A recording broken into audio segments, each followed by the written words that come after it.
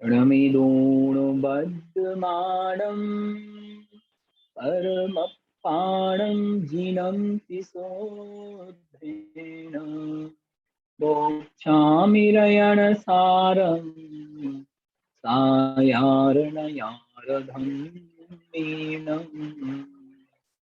नमो अरिहन्ताणं नमो सिद्धाणं नमो आयिरीयाणं नमो अध्यायाणं नमो लोये सर्वसाहुरम्। बोलिए देवादिदेव श्री शिवदेव भगवान की जय। परम पूज्य आचार्य गुरुवर श्री कुंद कुंद महाराज की जय। परम पूज्य आचार्य गुरुवर श्री विद्यासागर महामुनि राज की जय। परम पूज्य मुनि कुंवर सुधा सागर जी महाराज की जय। रयण सार ग्रंथ राज की जय। सभी के लिए जय जिनेन्द्र।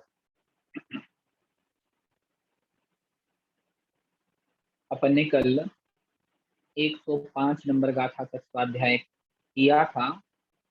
आज 106 नंबर गाथा से स्वाध्याय आगे बढ़ाएंगे। सभी अपने अपनी पुस्तकों में 106 नंबर की गाथा निकाल ले।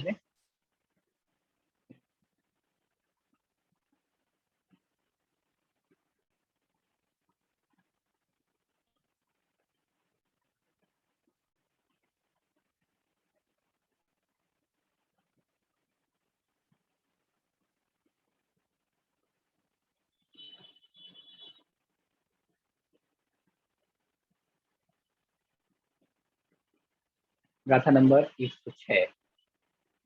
सभी के लिए पुनः जय जिनेन्द्र।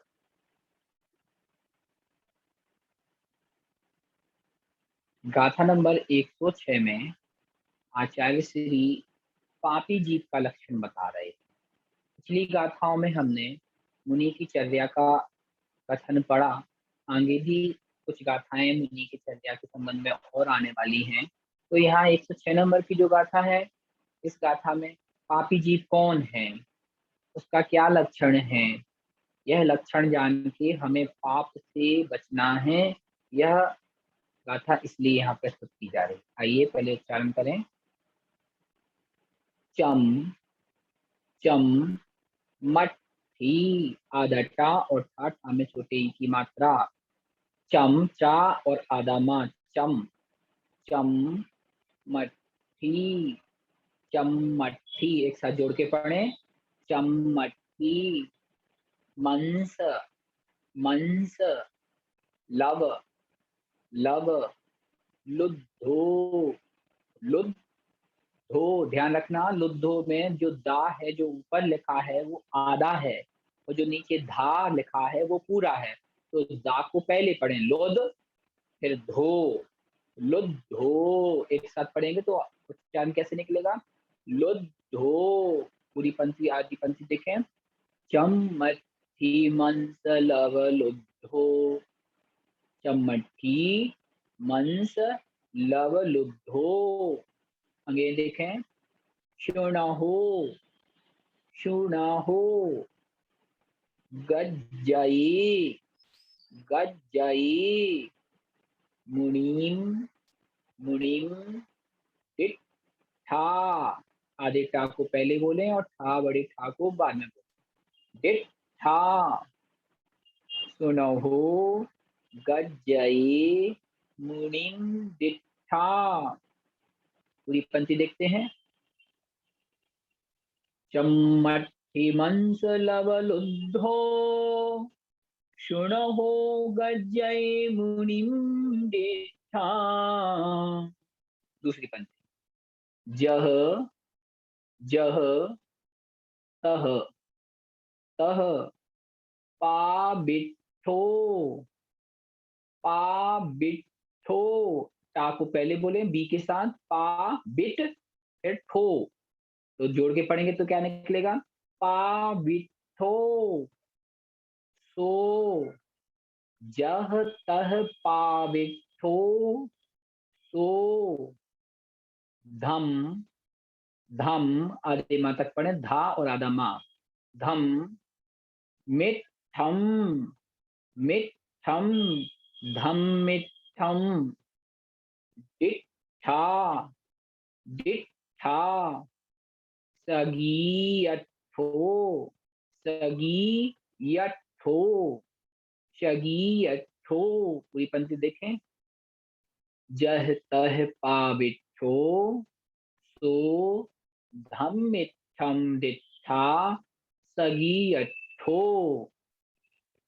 आइए पूरी गाथा एक साथ हाथ जोड़ के पढ़ते हैं। चम्मटि मंस लवलुद्धो, क्षुणहो गज्जये मुनिं डिट्ठा, जह तह पाविठ्ठो, सो धम्मित्थम डिट्ठा, सगीयठो। पुनः देखें। चम्मटि मंस लवलुद्धो, क्षुणहो गज्जये मुनिं डिट्ठा, जह तह पाविठ्ठो, सो धम्मित्थम डिट्ठा, सगीयठो। आइए गाथा के प्रत्येक पद का अर्थ देखते हैं कि पापी जीव कौन है, उसका क्या स्वभाव है, कैसा लक्षण है। आपके अपन अन्वयार्थ से पहले देखते हैं। जह, दूसरी पंक्ति का प्रथम पद जह, जय माने जैसे। चम मिट्टी, सबसे पहले पहुंच जाए प्रथम पंक्ति पर। चम्मटि, चम धन अट्ठी, दोनों को पृथक पृथक करेंगे, पदच्छेद करेंगे तो चम और उसमें से निकलेगा आ, तो बन जाएगा अट्ठी। चम धन अट्ठी अर्थात चम माने चर्म, चर्म माने हम चमड़ी। जो मनुष्य के या किसी भी जीव जंतु के ऊपर की परत होती है उसे चमड़ी कहते हैं।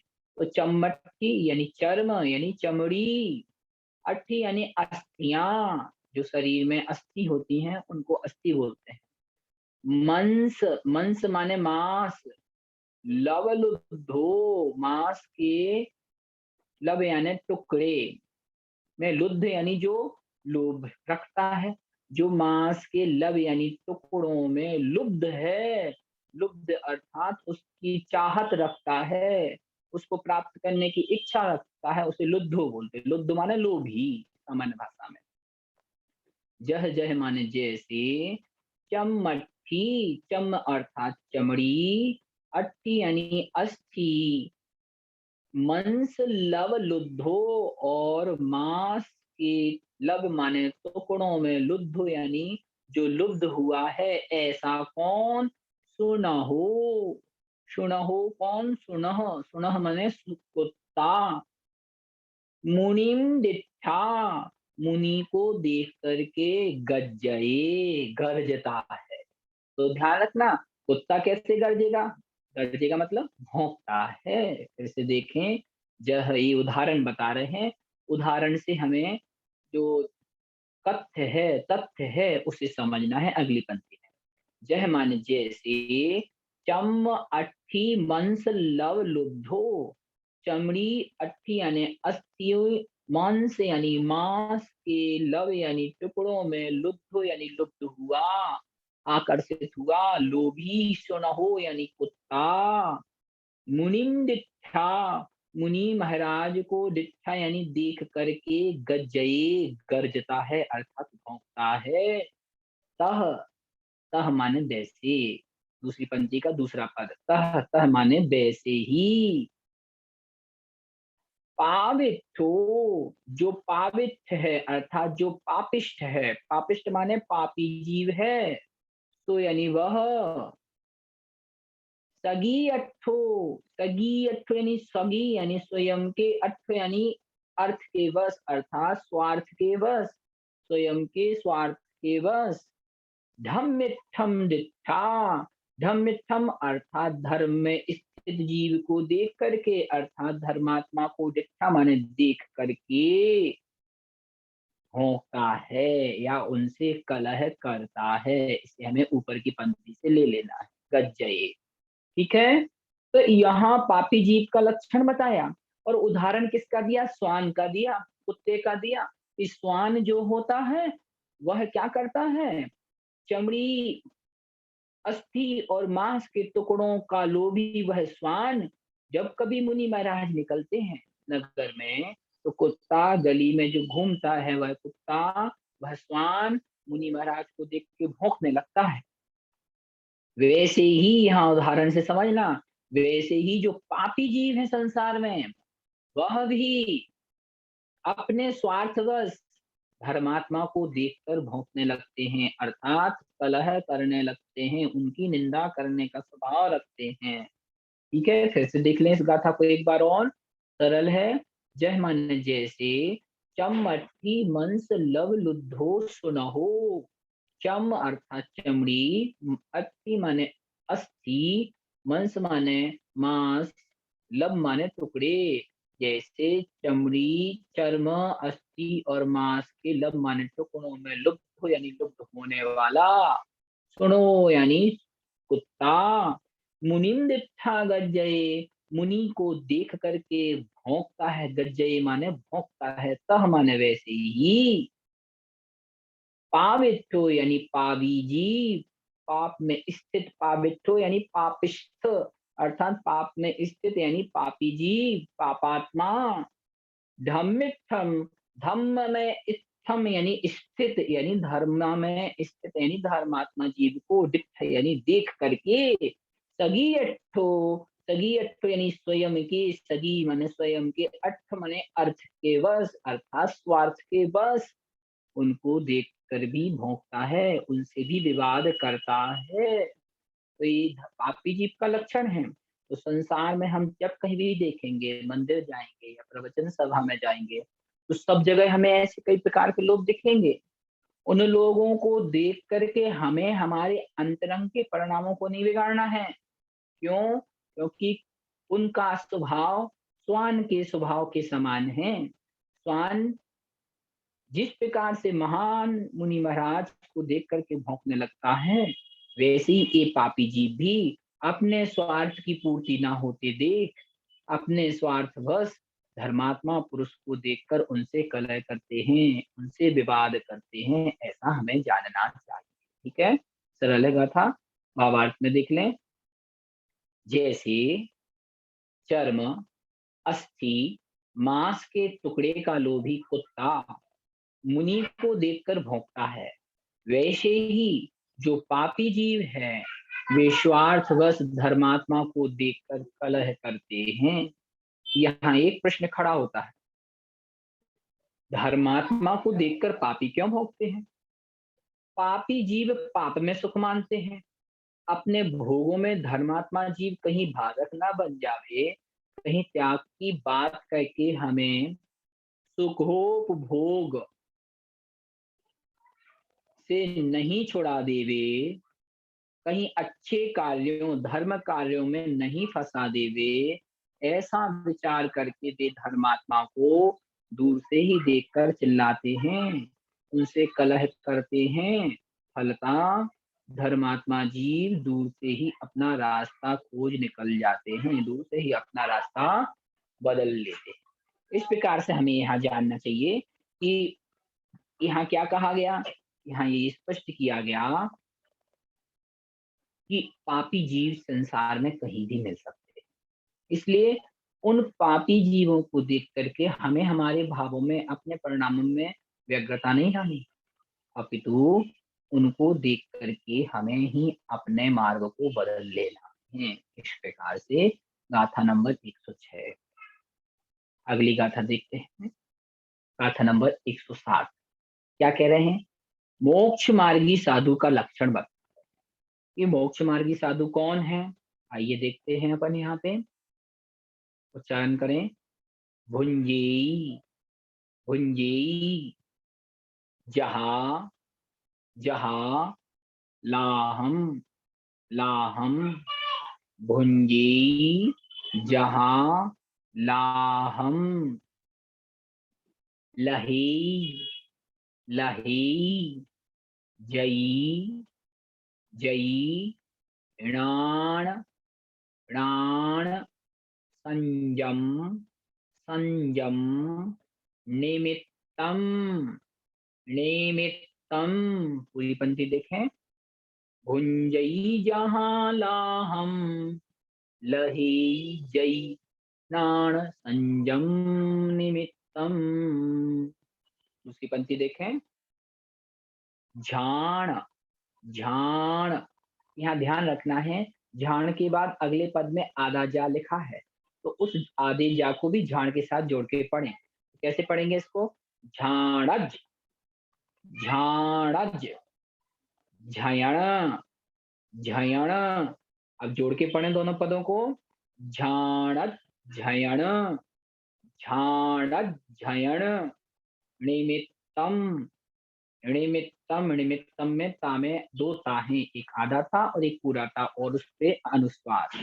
निमित्तम, झाणत झयण निमित्तम, अनयारो, अनयारो, मोक्ष, अदका ओखा, मोक्ष, मग्ग, अदगा और पूरा गा, मग्ग, रऊ, रऊ। पूरी पंक्ति देखें, झाणज्झयण निमित्तम, अनयारो मोक्षमग्रओ।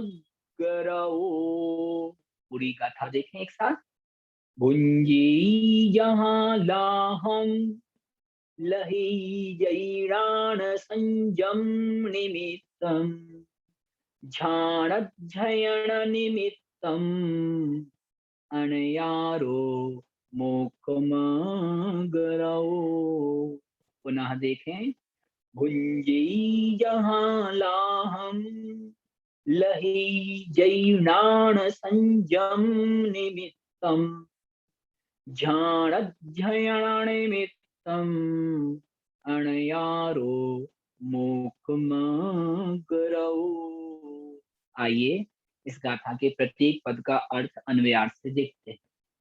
तो जो पद हमको पिछली गाथा के प्रसंग से ले लेना, यति, जो यानी जो, जई प्रथम पंक्ति के मध्य में लिखा है, जई, जई माने यति, जो यति अर्थात जो योगी, नाण संयम निमित्तम, नाण अर्थात ज्ञान, संयम यानी संयम के निमित्त, जो, जोई, जो यानी जो, जई माने जति, जति यानी यति, नाण संयम, नाण संयम निमित्तम, नाण अर्थात ज्ञान, संयम अर्थात संयम के निमित्त, प्राणी संयम और इंद्रिय संयम।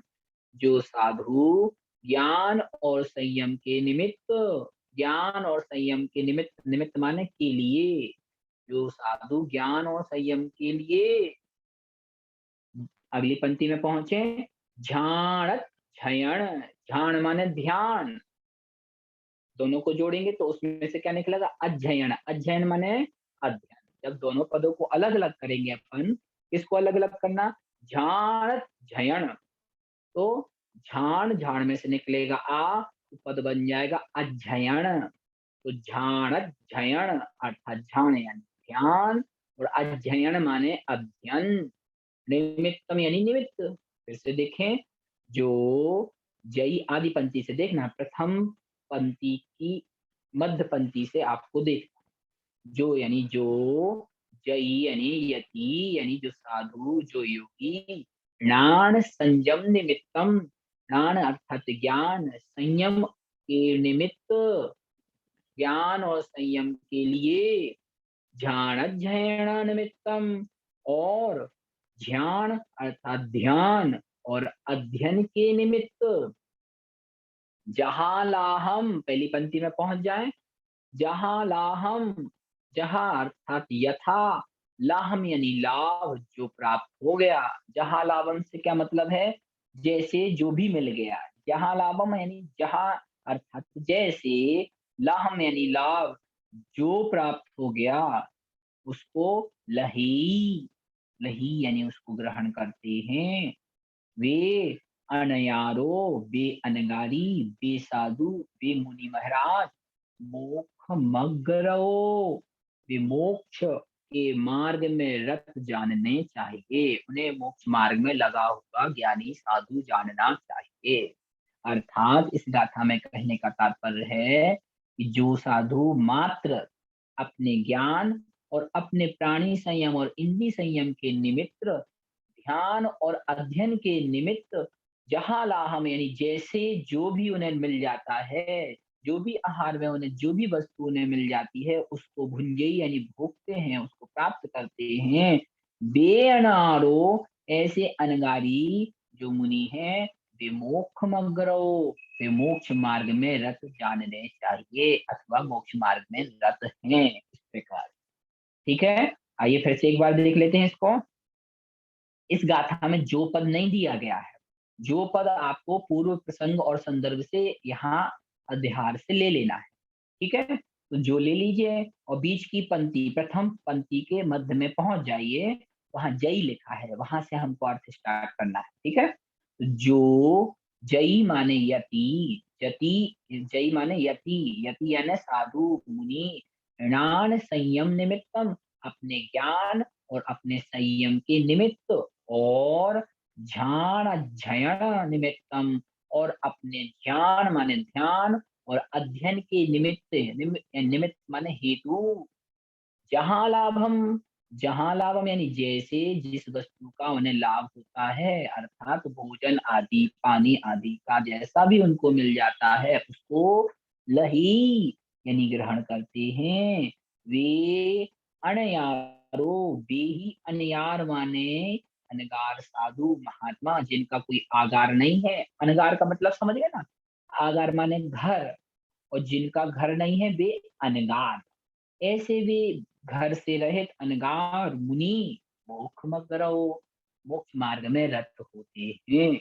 इस प्रकार से गाथा नंबर 107 में मोक्ष मार्ग में रत साधु का लक्षण बताया गया और सभी को संबोधन दिया गया कि साधु सिर्फ और सिर्फ अपने ज्ञान और संयम की रक्षा के लिए और अपने ध्यान और अध्ययन के लिए ही जो वस्तु उन्हें आहार में मिल जाती है, चाहे वो बिना नमक की हो, चाहे रूखी हो, चाहे कैसी भी हो, उस वस्तु को जैसा मिला है, जहाँ ला हम जैसी उनको लाभ होता है, उसको वैसे ही लही यानी उसको ग्रहण कर लेते हैं।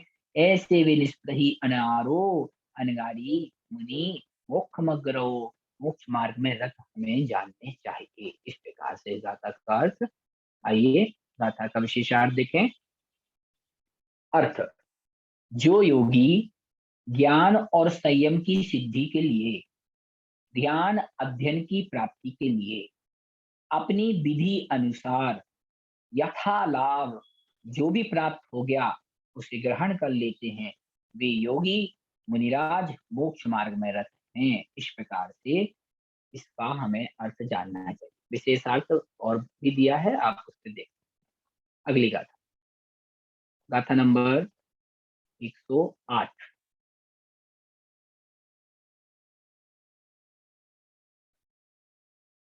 हाँ, यहाँ ध्यान और अध्ययन से क्या तात्पर्य है, ये ध्यान रखना कि मुनि के, आपने शायद पिछली गाथाएं नहीं पढ़ी हैं, अपन ने श्रावक के और मुनि के दो दो कर्तव्य कल के पेपर में भी मैंने आपको दिए थे। क्या दिया था उस गाथा में? दानम पूया मोक्षम, दान देना और पूजा करना, इस श्रावक के दो मुख्य कर्तव्य।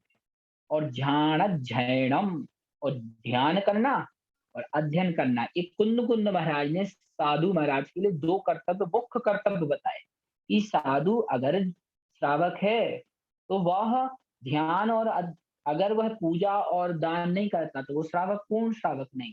और अगर मुनि है और वह ध्यान और अध्ययन नहीं करता, ध्यान से मतलब क्या, वह संसार की वस्तुओं में कम अपने विचारों को लगाएगा, एकांत में अपनी आत्मा का ध्यान करेगा। अध्ययन से तात्पर्य क्या, जब वह ध्यान नहीं कर पाएगा, क्योंकि कहा है ध्यानम अंतर मुहूर्तात्, कुमार स्वामी महाराज कहते हैं ध्यान अंतर मुहूर्त से अधिक नहीं हो सकता, इतनी सामर्थ्य साधु के शरीर में पंचम काल में नहीं है। तो कहा कि जब वह ध्यान करने में समर्थ नहीं है तो उस समय अपने विचारों को अशुभ उपयोग से बचाने के लिए साधु अध्ययन करते हैं। अध्ययन यानी चारों अनुयोगों के ग्रंथ का अध्ययन करते हैं, उनको पढ़ते हैं, जिससे कि वह संसार के वास्तविक सत्य को जाने और अपने आप को अशुभ उपयोग से बचा करके शुभ उपयोग में लगा करके पुनः ध्यान के प्रति अग्रसर हो सके। इसलिए साधु के दो मुख्य कर्तव्य बताए थे, ध्यान और अध्ययन। ठीक है। हाँ, राजकुमारी जैन जी कुछ पूछ रहे हैं। हाँ बोलिए, माइक ऑन कीजिए, वीडियो भी चालू रखना है। हाँ बोलिए। हाँ भैया जय श्री राम। जय जिंदगी की। ये कह रहा है कल तो भैया लिंक नहीं आई हमारे पास पेपर की। नहीं नहीं, लिंक तो मैंने ग्रुप पे डाली थी, अभी भी ग्रुप पे डली हुई है। आप शायद ग्रुप में नहीं है क्या? अरे मंडी वावरा में है अभी 10-12 दिन से। अच्छा अच्छा, तो आपको मैं भेज दूंगा। वहाँ की लिंक डाले थे, सब लोगों ने पेपर दिया है कल का, उनका अच्छा। रिजल्ट भी भेजेंगे। आप लिंक देख लेना, ग्रुप में डली है। हाँ कोई हाँ। प्रश्न है आपका अभी? अभी ठीक है, आखिरी में पूछ लीजिएगा। अभी माइक में थोड़ा डिस्टरबेंस आ रहा है।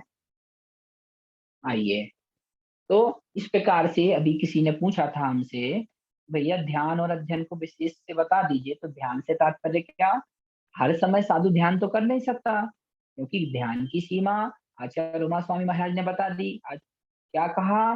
ध्यान एकाग्र चिंता निरोधो ध्यान मंत्र मूर्तात्। ध्यान किसे कहते हैं? तो ध्यान की परिभाषा उमा स्वामी महाराज कहते हैं, एकाग्र, एकाग्र हो करके, चिंता निरोध हो, अपने चिंतन का निरोध करना, उसको रोक लेना, किसी भी प्रकार की वस्तु विषय तत्व के विषय में चिंतन मन नहीं करना, ध्यानम, यह ध्यान कहलाता है। और वह ध्यान कितने समय तक रहता है? तो उसकी सीमा भी उमा स्वामी महाराज ने स्पष्ट की, अंतर्मुहूर्ता। अंतर्मुहूर्त से अधिक ध्यान नहीं रह सकता। क्यों? अंतर्मुहूर्त अगर ध्यान रह जाएगा तो केवल ज्ञान हो जाएगा। तो ध्यान की सीमा इतनी उत्कृष्ट से बता दी, अंतर्मुहूर्त से अधिक ध्यान नहीं होगा, उससे नीचे नीचे रह सकता। तो कहा कि जब ध्यान साधु का प्रमुख कर्तव्य, कहा कि वह ध्यान में बैठ में अपनी आत्मा का ध्यान कर में, अपने आप को योग निरूप कर में। लेकिन अगर उनमें सामर्थ्य नहीं है, अधिक समय तक वह अपनी एकाग्रता नहीं बना पा रहे हैं, ध्यान नहीं कर पा रहे हैं, तब क्या करें? तो दूसरे नंबर पे उनका प्रमुख कर्तव्य कहा कि साधु अध्ययन, अध्ययन करवें, पढ़वें। किसको पढ़वें? चारों अनुयुगों के ग्रंथों का अध्ययन करवें, जिससे कि उन्हें संसार के भोगों से अरुचि बढ़े और उनका मोक्ष मार्ग प्रशस्त होवे। इस प्रकार से हमें जानना चाहिए। ठीक है। आइए गाथा नंबर 108, क्या कह रहे हैं? 108 नंबर गाथा में मुनि चर्या के विभिन्न प्रकार। ध्यान रखना, अभी भी मुनि की चर्या का ही वर्णन चल रहा है। तो मुनि की चर्या के विभिन्न प्रकार यहाँ बताए जा रहे हैं। क्या कह रहे हैं? आइए, कि मुनि कैसी चर्या का पालन करते हैं, इस प्रकार से।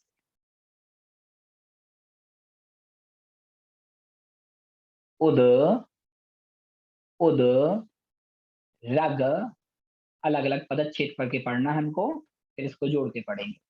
उद, उद, रग, रग, गिय, गिय, उदरग्गिय। एक साथ पढ़ें जोड़ के। पहले 3 भागों में इसको विभक्त कर लें। पहला भाग उद, दूसरा रग आधा गा, तीसरा गिय। अब तीनों को एक साथ जोड़ के पढ़ें।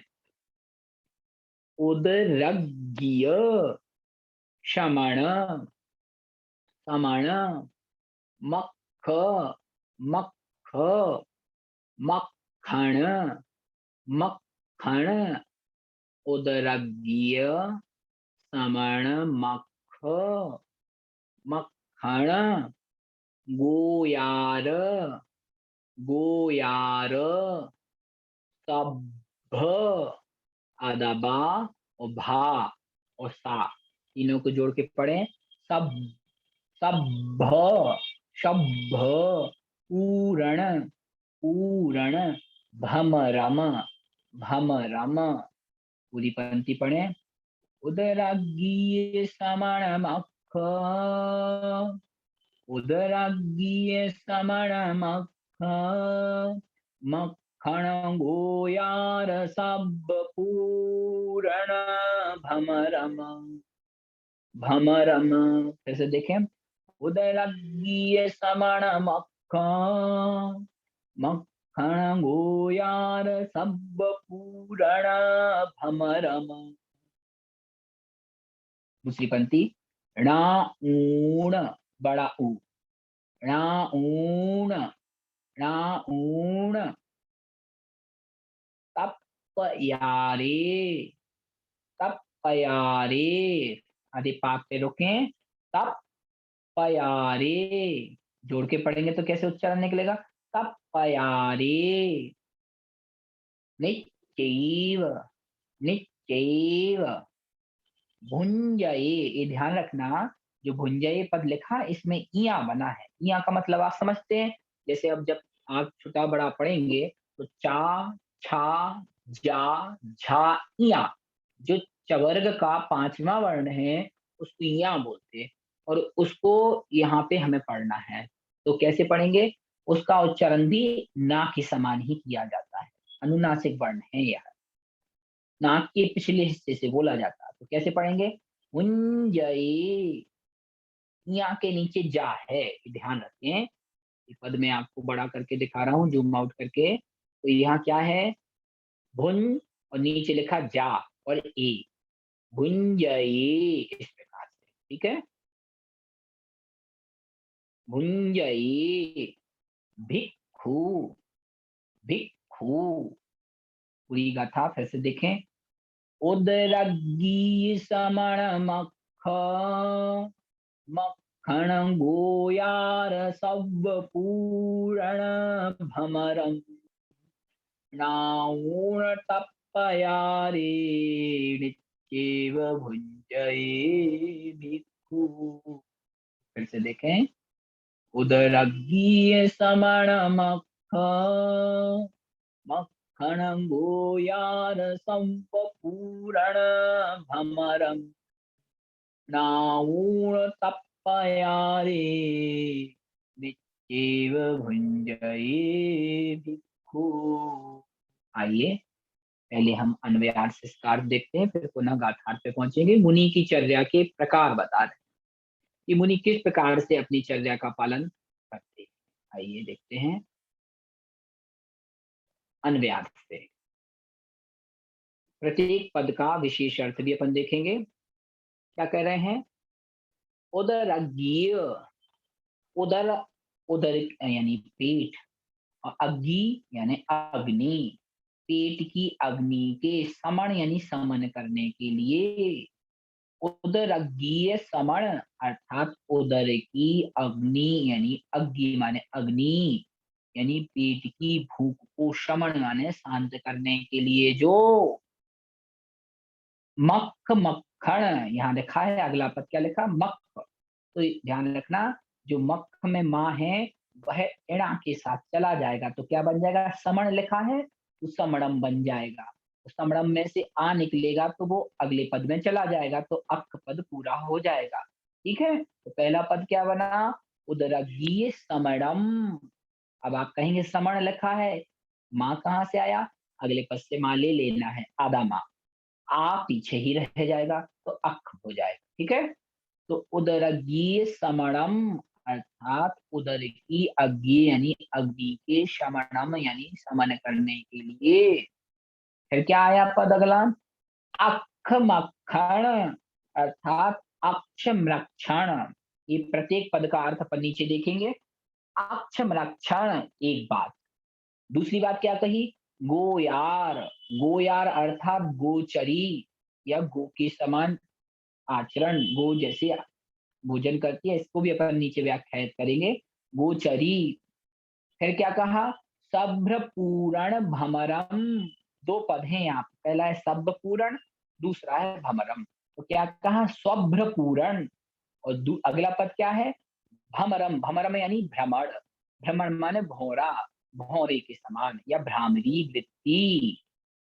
और फिर क्या कहा अगली बात, तप पयारे, तप धन पयारे, तप यानी उसके, पयारे यानी प्रकारों को, राउण, राउण यानी जान करके, भिक्षु अर्थात साधु, नित्येवं, नित्य अर्थात नित्य ही, एवं मने ही, नित्य अर्थात नित्य माने हमेशा, एव माने ही, भुंजये अर्थात आहार को ग्रहण करते हैं। अब अर्थ में देखें, साधु हमेशा ही उदराग्नि के शमन के लिए अक्ष भ्रमण, गोचरी, स्वभ्र पूरण, भ्रामरी वृत्ति और उसके प्रकारों का जानकार विधिवत ही आहार ग्रहण करे। हाँ, आचार्य कुंद कुंद महाराज मुनियों के लिए उपदेश दे रहे हैं। क्या कह रहे हैं? उदरज्ञीय शमनम अर्थात अपनी उदर अग्नि की समन के लिए निश्चेवम भुंजय, नित्य ही भोजन करें। कैसे भोजन करना, अब इसके प्रकार बता रहे हैं। फिर से देखो, गाथा पे आ जाओ। गाथा नंबर 108। इस गाथा में क्या कह रहे हैं आचार्य श्री? मुनियों को उपदेश दे रहे हैं कि उन्हें किस प्रकार का आहार चर्या का पालन करना है। तो क्या कहा उन्होंने? भिक्खु, अभी अंतिम पंक्ति, हाँ सबके व्याख्या में बता रहा हूँ, सोनीसा जी पूछ रही हैं।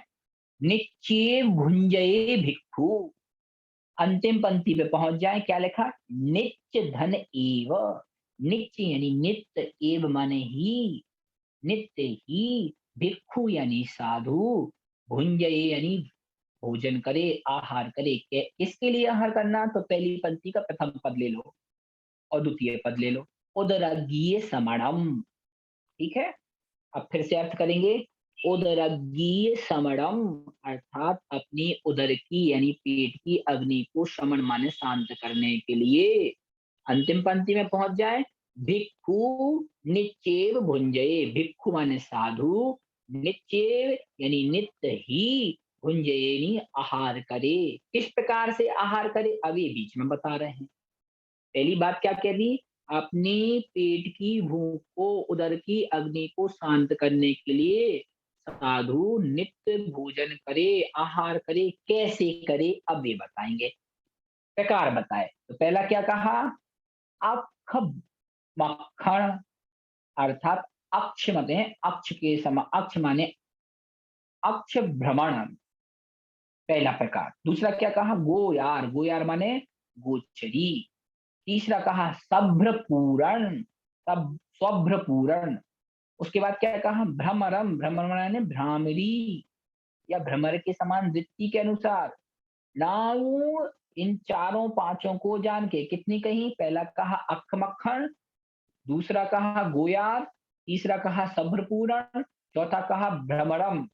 इनको राउंड जान के, राउंड यानी इन सबको जान के, तप प्यारे, तप यानी उनके जो ऊपर चार बातें कही हैं, इनके प्यारे यानी प्रकारों को भी जान के, भिक्खु यानी साधु नित्येव भुंजये उदरग्नि समणार्थम, भिक्खु माने साधु, नित्येव यानी नित्य हमेशा भोजन करे, आहार करे। किसके लिए? अपनी उदर के शमन के लिए, भूख की शांति के लिए।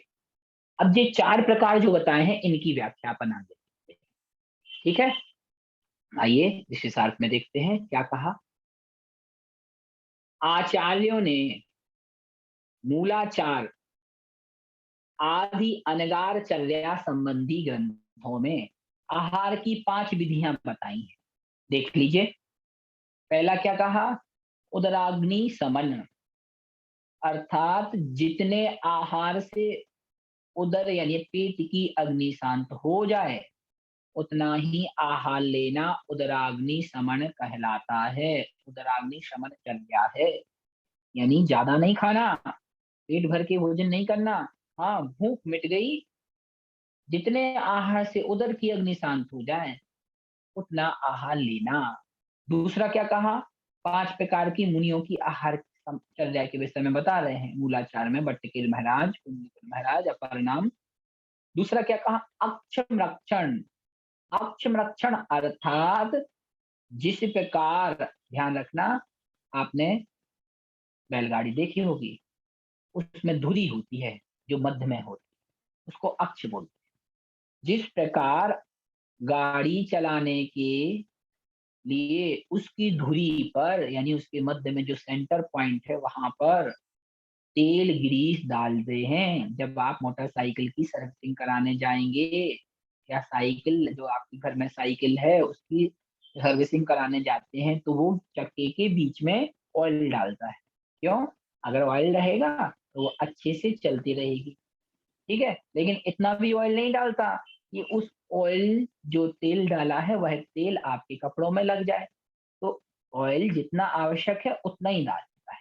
तो यहाँ क्या कह रहे हैं, जिस प्रकार गाड़ी चलाने के लिए उसकी धुरी माने सेंटर पॉइंट पर तेल डालते हैं, उसी प्रकार शरीर रूपी गाड़ी को मोक्ष नगर पहुंचाने के लिए आहार लेना अक्षमरक्षण कहलाता है। इस प्रकार अगला, गोचली। गोचरी कैसे कहते हैं? इसके पद से ही आपको पता चल रहा, गो माने गाय, चरी यानी जैसे चरती है। गोचरी, जैसे गाय के चारा डालने पर गाय की दृष्टि चारे पे रहती है। आपने देखा होगा अभी बरसात का सीजन है, जगह जगह घास उगाई है, तो गाय जो चारा चरने जाती है वह आजू बाजू में नहीं देखती, उसका पूरा ध्यान कहाँ रहता है? अपने उस चारे की तरफ जिसका वो भक्षण कर रही है उसकी तरफ रहता है। जैसे गाय के चारा डालने पर गाय की दृष्टि चारे पर रहती है। चारे डालने वाले की सुंदरता या आभूषण पर नहीं, उसको कौन चारा डाल रहा है, कौन नहीं डाल रहा, इस पे वो ध्यान नहीं देती, उसको अपने भोजन पे ध्यान है। वैसे ही जिस चर्या में मुनि की दृष्टि आहार पर रहती, आहार देने वाले के सौंदर्य आभूषण गरीबी अमीरी पर नहीं, उसे गोचरी कहते हैं। जब मुनि महाराज आहार लेने जाते हैं तो वह ये नहीं देखते कि गरीब की कुटिया है कि अमीर का बंगला या अमीर का महल, वह सिर्फ अपने आहार तक ही अपनी दृष्टि सीमित रखते हैं। वह ये भी नहीं देखते कि सामने वाला क्या वस्त्र पहने हुए है, कैसे आभूषण पहने हुए है, सिर्फ वह गाय के समान आहार को लेने जाता है, अपने आहार में ही दृष्टि रखता है। तो इसको कहते हैं गोचरी चर्या। तो आगम ग्रंथों में वर्णन आया है कि जब आहार चर्या के लिए गोचरी भी बोलते हैं, गोचरी के लिए मुनिराज जा रहे हैं, इस प्रकार से। चौथा क्या कहा मुनि की चर्या के बारे में? स्वभ्र पूरण। स्वभ्र का मतलब होता है गड्ढा, स्वभ्र माने गड्ढा, और गड्ढे को पूरण माने भरना। जैसे कोई गड्ढा है, आपने मकान की नींव खोदी, तो पहले गड्ढे को खोदते हैं और फिर उसमें जितना मटेरियल डालना है उतना ही उसको लेवल में ला करके भर दिया जाता है। तो इसको बोलते हैं सभ्र पूरण, स्वभ्र पूरण। तो जैसे गड्ढे को मिट्टी, कूड़ा, कचरा आदि किसी से भी भरा जा सकता है। आपको गड्ढा भरना है, आपके मकान के सामने गड्ढा है, तो आप चाहें तो उसमें सीमेंट भर दें, आप चाहें तो उसमें गिट्टी भर दें, आप चाहें तो उसमें बजरी भर दें, आप चाहें तो उसमें रेत भर दें, आप चाहें तो उसमें काली मिट्टी या लाल मिट्टी भर दें या कूड़ा कचरा भर दें। जो भी भरेंगे आपका गड्ढा भर जाएगा, आपके मकान के सामने का गड्ढा लेवल पर आ जाएगा। तो जैसे गड्ढे को मिट्टी, कूड़ा, कचरा आदि किसी से भी भरा जाता है, वैसे ही उदर अथवा पेट रूपी गड्ढे को सरस यानी अच्छे भोजन से, नीरस यानी जिसमें कोई रस नहीं है, सरस नीरस चाहे जैसे भी शुद्ध आहार से भर देना, ये सब्र पूरण कहलाता है। तो मुनि महाराज जब आहार लेने जाते हैं तो वह सिर्फ इसलिए जाते हैं कि वो अपने पेट के गड्ढे को भरने के लिए जाते हैं। उनकी यह इच्छा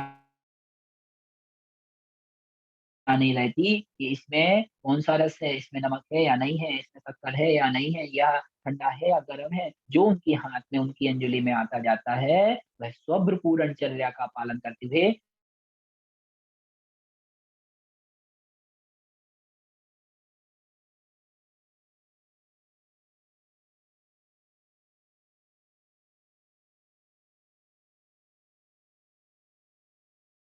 जिससे उधर रूपी घटम पूर्ण चर्या कहलाती है। अगली चल रहते हैं भ्रमरात्मक। जब कभी फूल में पराग लेने जाता है तो वह फूल के पराग को लेकर के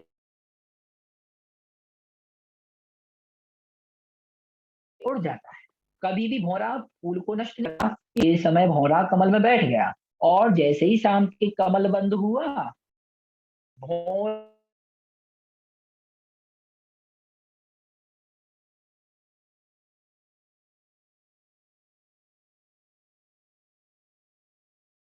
क्या वह दिया, उसने कमल निकाला और उसको तोड़ा तो भौरे के भी प्राणांत हो गए। तो कहने का तात्पर्य क्या है, भ्रमण फूलों को कष्ट नहीं देते हुए ही उसका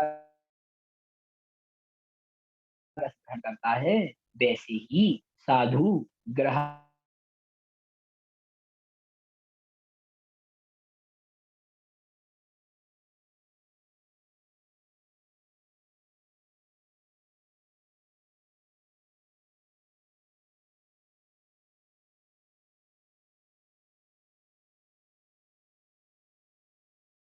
के आहार ग्रहण से भौरा फूलों को कष्ट नहीं देते, ग्रह को किसी प्रकार का कोई कष्ट नहीं देते। ठीक है, इस प्रकार से जानना चाहिए।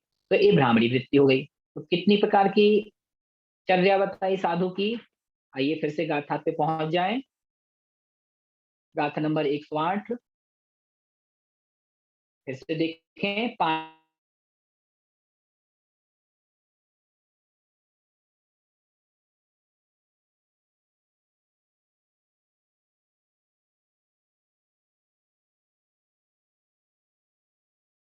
कार्यमणम अर्थात उदरग्नि यानी पेट की अग्नि का समन। दूसरा क्या कहा, अक्खमक्षण, अक्खमक्षण यानी अक्षम रक्षण। तीसरा क्या कहा, गोयार, गोयार माने गोचरी। चौथा क्या कहा, सभ्र पूरण यानी सभ्र पूरण, गड्ढे को भरना। और पांचवा क्या कहा, भमरम, भमरम यानी भ्रामरी वृत्ति, भौरे के समान आहार को लेना। राउण, इनको जान के, जो ऊपर 5 प्रकार, प्रथम पंक्ति में 5 प्रकार की चर्या बताई है, इन 5 प्रकार की चर्या को राउण यानी जान के, तप प्यारे, और तप यानी उनके, प्यारे यानी प्रकारों को भी जान के, भिक्षु यानी भुंजे यानी आहार ग्रहण करें। इस प्रकार का उपदेश मुनि महाराज ने मुनियों के लिए दिया। कुंद कुंद मुनि महाराज ने, कुंद कुंद आचार्य ने सभी समस्त मुनि महाराज के लिए यह उपदेश दिया। ठीक है, स्पष्ट हो गया। पहला उदरग्नि समन, दूसरा अक्षमरक्षण, अक्षमरक्षण माने जैसे गाड़ी की धुरी में तेल डालते हैं, वैसे ही शरीर रूपी गाड़ी में इतना आहार लेना जिससे कि वह मोक्ष मार्ग तक पहुंच जाते। इस प्रकार से गोचरी स्पष्ट है। सब्रपूरण भी अभी स्पष्ट हो गया, और भ्रामरी माने भ्रमण के समान। इस प्रकार से 5 प्रकार की चर्या साधुओं के लिए कही गई है। मुनि इस प्रकार की चर्या का पालन करते हुए आहार ग्रहण करें। ठीक है, आइए एक गाथा का अपन उच्चारण और करेंगे। आज बरसात के कारण लाइट नहीं है, इसलिए सब जगह अंधेरा है। आइए एक गाथा और अपन करेंगे। आज 5 गाथा नहीं हो पाएंगे, 4 गाथा ही। क्या कह रहे हैं, धर्म धर्मानुष्ठान के योग शरीर पोषण के योग्य है। धर्म धर्म अनुष्ठान के लिए ही शरीर का पोषण करते हैं मुनि। वह जानते हैं कि शरीर को कितना भोजन देना है, कितने भोजन से शरीर की धर्मचर्या अच्छे से चल सकती है। इसी बात को यहाँ कह रहे हैं, उच्चारण करें। रस, रस, रुहिर, रुहिर, रस, रुहिर, मंस, मंस, मेदठी, मेदठी, रस, रुहिर, मंस, मेदठी, सुकिल, सुकिल, मल, मल, मूत, मूत, पूय, पूय, किमी, किमी, बहुलम, बहुलम। पूरी पंक्ति फिर से देखें, हाथ जोड़ के उच्चारण करें। रस रुहिर मंस मेदथी, सुकिल मल मूत पूय किमी बहुलम। दूसरी पंक्ति, दुर्गंध, दुर्गंध,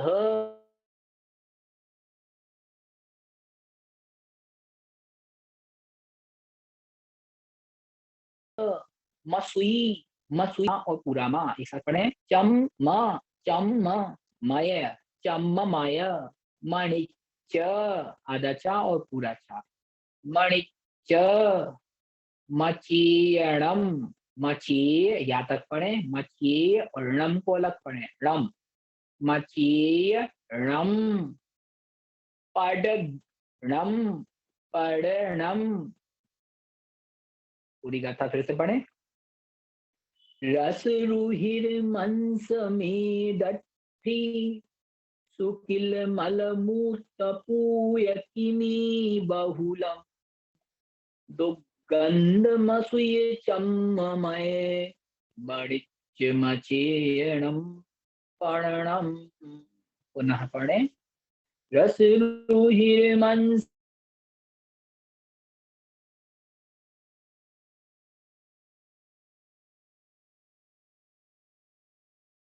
मेढकी, सुकिल मलमुक्त पुमय, मणिच मचेयणम पर्णम।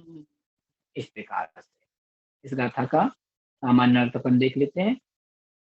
एक गाथा और पढ़नी है, ये युग में है दो गाथा, अर्थ अपन इसका कल देखेंगे, आज उच्चारण करते हैं सिर्फ। 110 नंबर गाथा, फिर से उच्चारण देखें इसका। बहु बहु दुख दुख, भायणम भायणम, बहु दुख भायणम, कम्म कम्म, कारणम कारणम, भिन्न भिन्न, मप्पड़ो मप्पड़ो, देहम देहम। पूरी पंक्ति देखें। बहु दुख भायणम कम्म, बहु दुख भायणम कम्म, कारणम भिन्नमप्पणो देहम। दूसरी पंक्ति देखें। तम देहम तम देहम, धम्माणु धम्माणु धम्माणु। ध्यान रखना, रू के बाद आधा टा है जो ऊपर लिखा हुआ है, उसको भी पढ़े। धम्माणु ठाण, धम्माणु ठाण, एक साथ पढ़े। धम्माणु ठाण, कारणम कारणम, चेदि चेदि, पोसई पोसई, भिक्खु भिक्खु। पूरी गाथा करें एक बार फिर से। बहु दुख भायणम कम्म, कारणम भिन्नमप्पणो देहम, तम देहम धम्मानुत्थान, कारणम चेदि पोषये भिक्खु। फिर से देखें।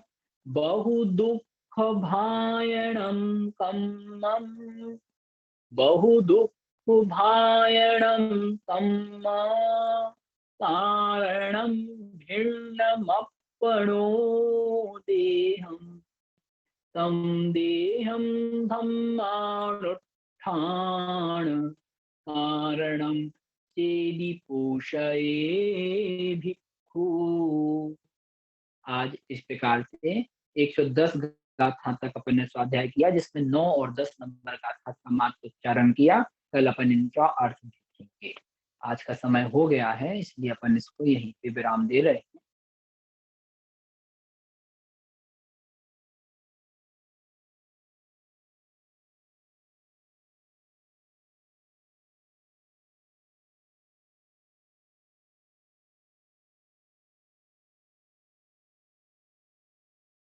तो आप हुआ, आइए जिनवानी स्तुति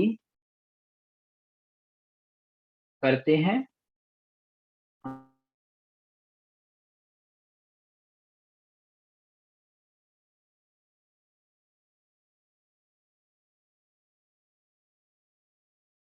वाणी के याजेलो, शोवाणी मास्तक नमो, सदा देखो ढो। 9 बार नमो का